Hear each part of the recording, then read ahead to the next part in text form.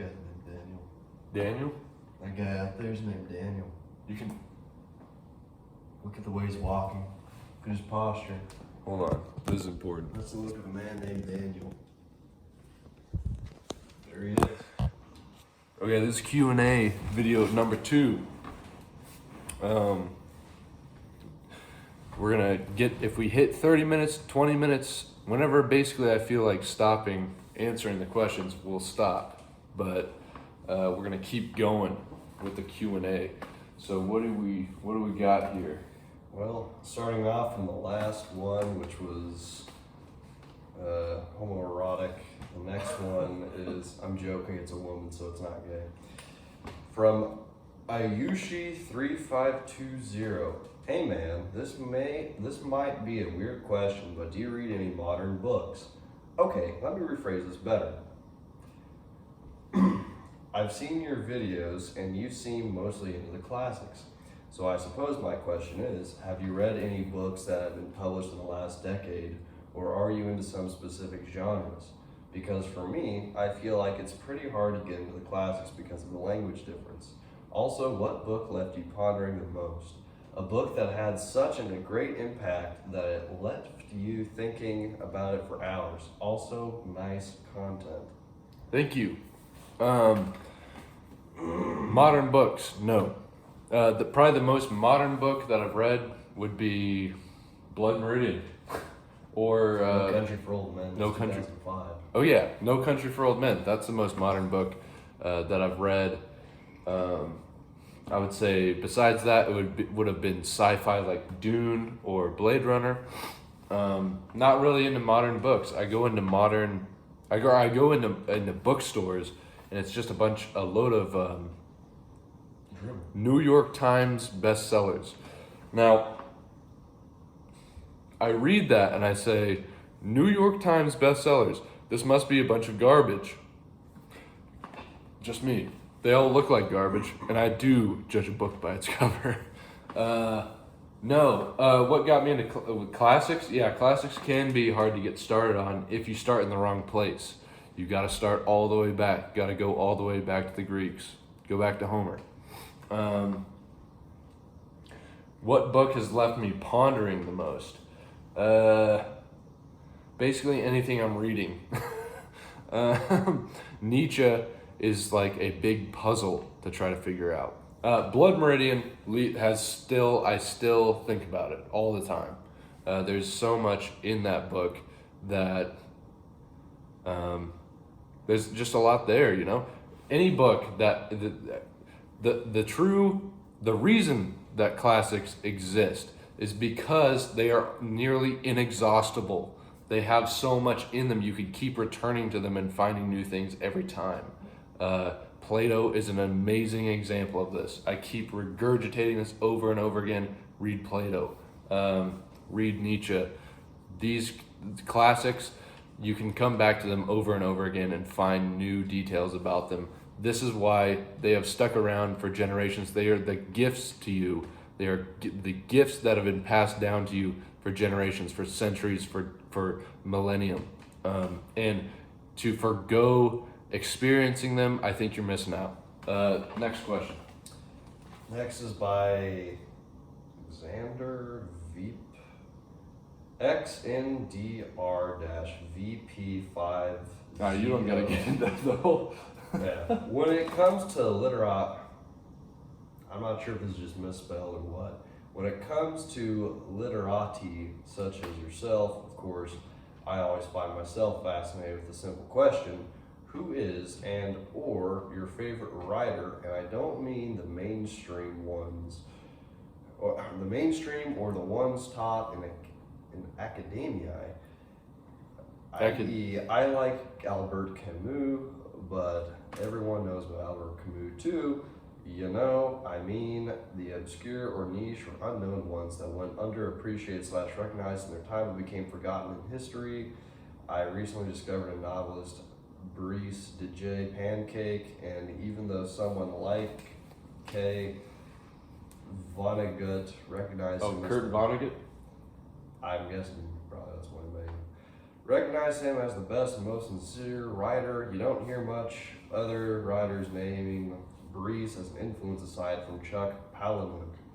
Forgive the long-ass paragraph. However, it's always interesting to find that one or even more writers that resonate with someone profoundly. It informed who they become. I'm using writer as a placeholder because of the topics you discussed, because it can be outside of philosophy, novels, anything really. You believe resonate with your heart and being. Your being and heart. Dyslexia. Okay. As far as like super underrated writers, probably not. No, I can't think of any. It depends on your sort of level of literati. I'm a student. I'm still going through the big stuff, you know? The big stuff is important for a reason. You know, it's big stuff for a reason.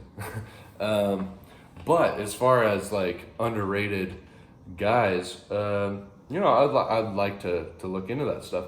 I recently discovered a cool essay on the Odyssey. I forget who it was by, but it was sort of interpreting the Odyssey as a sort of spiritual journey. I forget who it was by. I wish I could remember, but I really I wanted to buy the book, but I couldn't. I don't think that it's been published.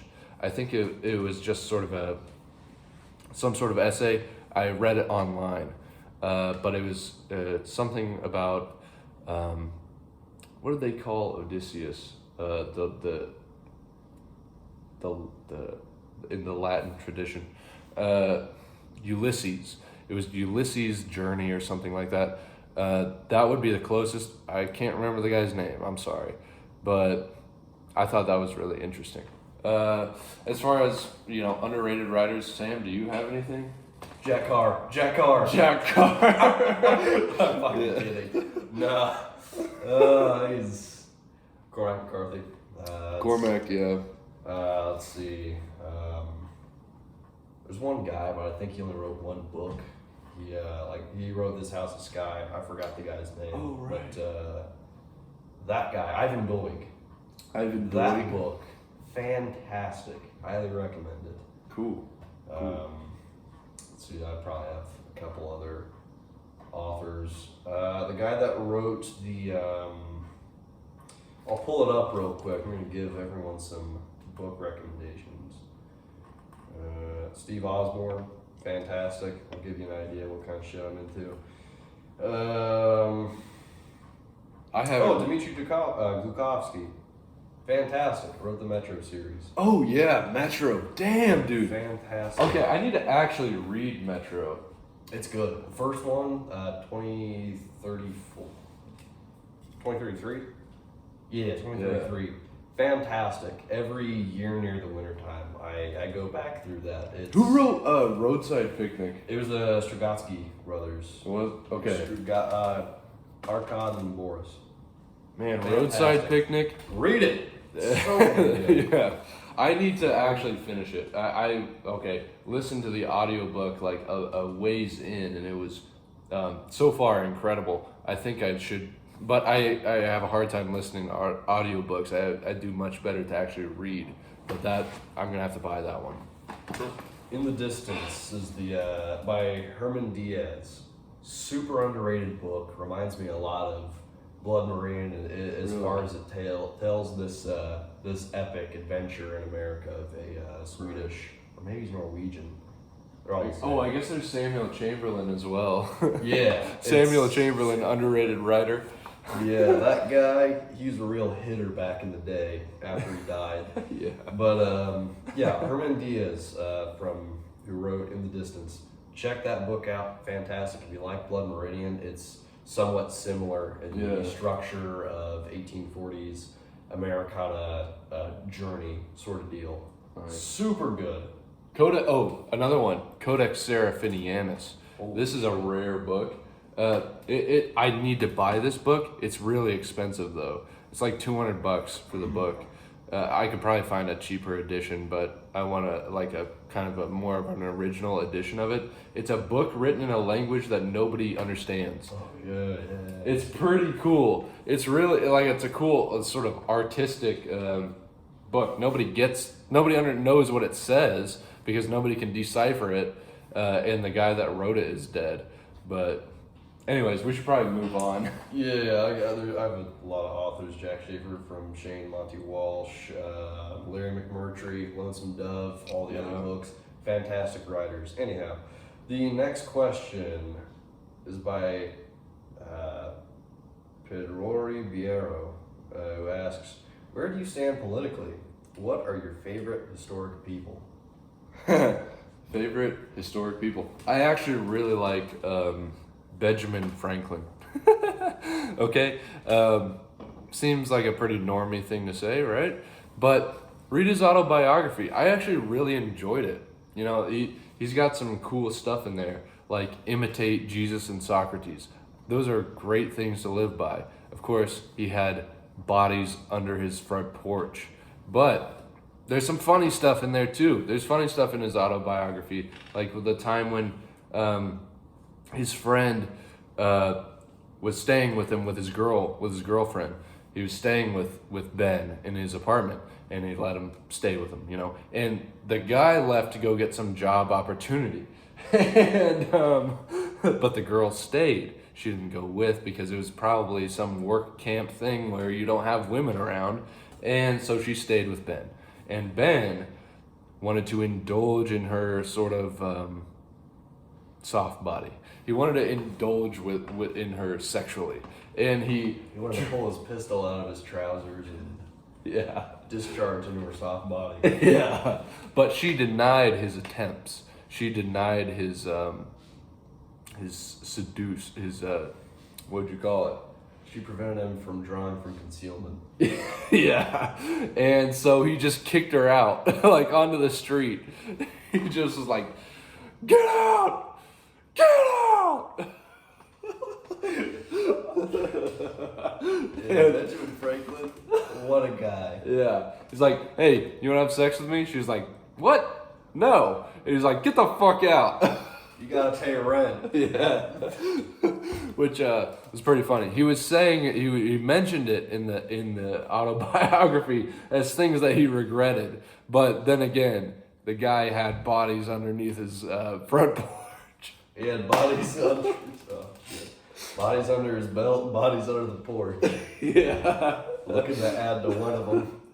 Ben Franklin is seriously cool and inspirational because he was also self-educated. Same with Melville. It's a big inspiration to me. But politically, I'm based. We're kind of based type of guys around here. Red pill style. No blue pills. Sucking down red pills exclusively. But I'm just kidding. As far as politically, raised pretty conservative and then started to consider more ideas. As far as what do I think politically, I don't really want to get into it, first of all, because it's pretty kind of boring and edgy, and I really don't like to think about politics. I would rather think about other things. I would rather think about politics 2,000 years ago. That's a lot more interesting to me than politics now. Politics now is just a big show, and I hate, it's so, it depresses me. I hate it. So I don't like to think about that stuff. But thank you for the question. You know, kind of politics is interesting. Politics from 160 years ago. That was interesting politics. Let's just say there's been a trickle-down effect that influences the way America is today. So the next question is from Natasha Bulk-Valak. Sorry. What impresses me is how being so young, you had time to read all those books and not just read them, but actually think about them. Go deep, take notes, and form such clear, plain opinions. Then on top of that, you learn about photography and even managed to buy a house. When did you start? Is Kansas actually a place to be? Should I move there? So this is a fairly attractive foreign woman, and she wants to accompany you. Yeah, I think you should move to Kansas. Depends on what you like. I would love it if you moved here. But Kansas is pretty boring. I'm going to be completely honest with you. It's where we live, pretty stable, nice town, wonderful people. I love Kansas. Kansas is amazing. But if you are interested in excitement, like sort of party, like nightclubs and just sort of always things to do, I'm not a city boy. You can take the country out you can take the boy out the country. You can't take the country out the boy, But Kansas is a great state. I love Kansas. But the other question is, how did I get started? I don't know. It just sort of culminated. It just sort of came up, I guess. I don't really know. As far as Reading, we'll start off with that. reading, I said in my last Q&A that I started in my 20s. I was corrected by my father that I started earlier than that. As far as like getting into reading, like seriously, which I think I actually started with Dune and sort of some sci-fi like Philip K. Dick. All these things are quite easy to get into, and I just like excuse me, I've always liked ideas, and if you just like interesting ideas and interesting thoughts, like the mood box in Blade Runner or in Do Androids Dream of Electric Sheep and all the other stuff, this guy knows about it. I don't know all about it. This guy knows. Sci-fi, Philip K. Dick is a genius. I mean, it's amazing. Same with Frank Herbert. He's got all kinds of crazy stuff in his novels. The guy turns into a worm and he can see the future. Crazy stuff. Keep in mind, Philip K. Dick, he also wrote a book about a guy who had that mental disorder where you have bugs crawling around in your skin. That was an autobiography. Like he was talking about himself. Yeah, basically all of his books are directly derivative of the different mental disorders he had. As far as I understood. That's so cool. Yeah. I love that. The whole, the main premise of this is sort of a side tangent. Stop me if need be, but the main question of do androids dream of electric sheep is, at what point is a human, right? Yeah. That's more of the question in Blade Runner, especially. Dude, to ask the question, to boil it down, what makes humans? What makes them special? What specific trait makes them different from everyone else? Yeah, it's asking the same the same question Plato asked. Is what's the essential definition of things? Yeah. What's the essential definition of a human? I mean, that's pretty important. That translates back to politics. That translates back into like abortion, the big topic of like, when do we consider this thing a human being? We all kind of understand a vague understanding of this, but I know one when I see one. I know what a human is when I look at one. But what's the essential, every and only quality? That's super interesting stuff. Or should we enslave androids that are near perfect humans? Is it ethical? It's just the main question of do androids dream of electric sheep? Now that book posits that the main aspect of humanity that sets us apart from near identical human androids is empathy. Right. And yet the book also exposes many people throughout the book who are severely lacking in empathy and yet are biologically human. So there's a very fine line. Even that doesn't make people special. I asked this question to a coworker. He was bugging out. He was like, dude. You asked him what? What about humanity sets us apart from anything else? What makes a human being a human being? This guy was like, don't ever ask me something like that again. No, I'm kidding. That's a tough question. Yeah, no, he has not given me a response back to that. Because, look, there are certain things that you can explain this away with, like, okay, a human has a soul, right? If you're Christian, or if you believe in the soul, even if you're not a Christian, whatever other religion, whatever, within your belief system says that you believe in a soul. You could say, well, a human being has this sort of soul, whereas we have no reason to believe that animals have a soul. To that question, have you ever met a dog before?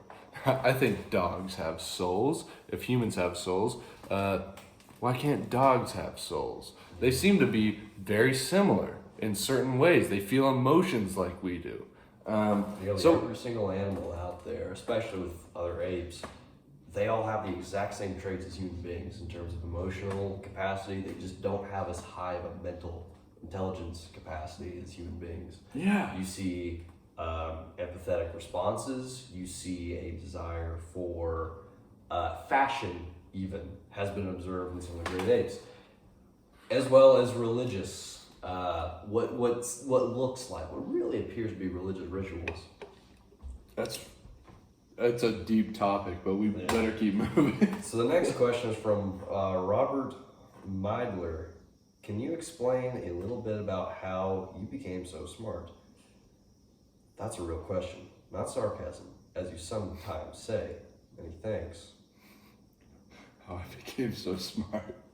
What am I gonna? How'd you do that? I gotta write a autobiography like Nietzsche did. Why I'm so smart, why I'm so clever, and all the rest of it. Yeah. Why I'm so smart? I'm not smart. I'm really not. You know, it's I just like this stuff, and so things. I was discussing with my buddy Baxter about this. People are perceived as being smart for what they're interested in, and being interested in books and classic literature and philosophy. Anybody can be interested in this stuff and get a pretty good level of like understanding about it. It's just that we value these things as being a intellectual trait. I don't think it has anything to do with like intelligence. Maybe it's a sign of intelligence. I really don't think I'm that smart. I think the ability to articulate your interests or just articulate yourself and your ideas in general is also typically associated with intelligence. I think that's true, but you don't have to be smart to get into this stuff. I mean, I really don't think you do. I think that you just have to be interested. I think that's all I have to say about that. I don't. Yeah, thank you for the question. Thank you. I really appreciate it. Next question, though. Next one's it's not a question. The next one I think is a sarcastic question that would be used to find out do I recover a password. Yeah, Pretty funny. this one's awesome. That's pretty good. We're gonna move past that. He was asking me like what my mother's maiden name is. Yeah. He's trying to hack into my bank account. So the next one is by Shixnimvzign. Do you read a lot of books? If so, how do you manage time and energy to do so and make content? You're an adult and you probably have other responsibilities as well. Your content is awesome, by the way. Thank you. How do I manage it? I'm poor at managing these things. I'm trying to figure out how to manage it. As far as books, I just get fixated on things and I have to read it. I have to do it. And I'll just, whatever time I can. I don't have internet in my house. I try not to be on the phone too much. Now making content, I'm kind of trying to like balance these things with like reading and talking and about these things. I've had a decent amount of time to learn beforehand, so I have a lot of ideas and things that I want to say.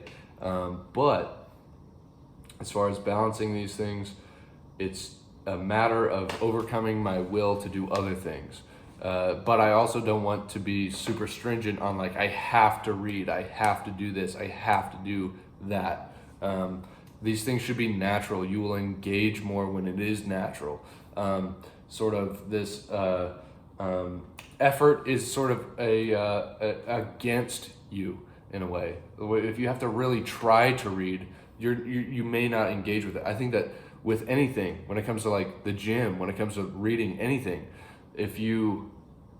when you're first getting into it, you do have to sort of force yourself to do things. But at a certain point, it should be natural. You should love it, going to the gym. You should love reading. These sort of things should, if they are for you, they should naturally, you should naturally be drawn to them. And I am. So that's kind of how I do that. It's just I get fixated on things. I wish that I was better at finishing the things that I started and finishing the books that I start, but I'm gonna get better at that. And I am a slow reader.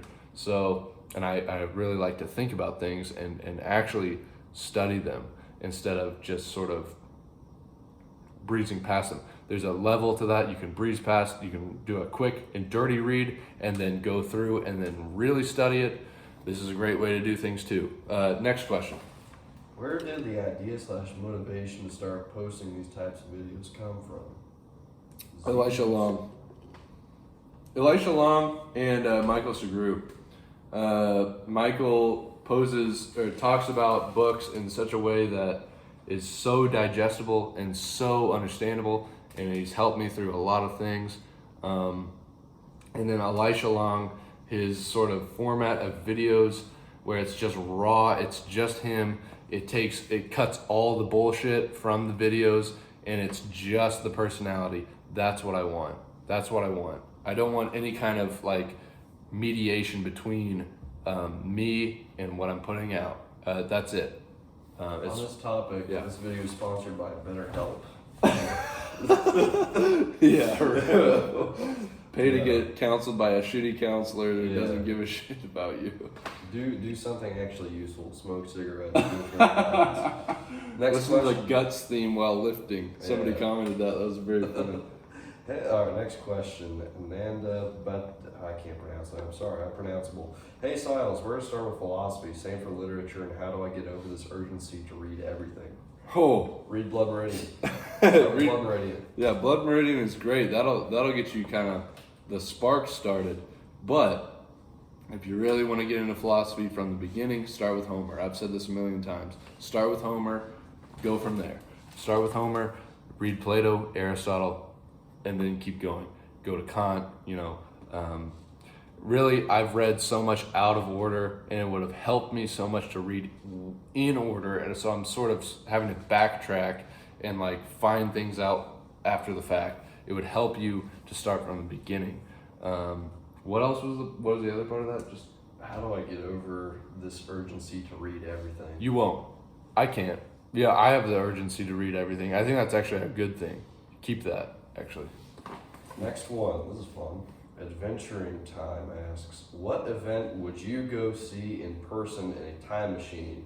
And Bill and Ted style, who would you want to show the modern day?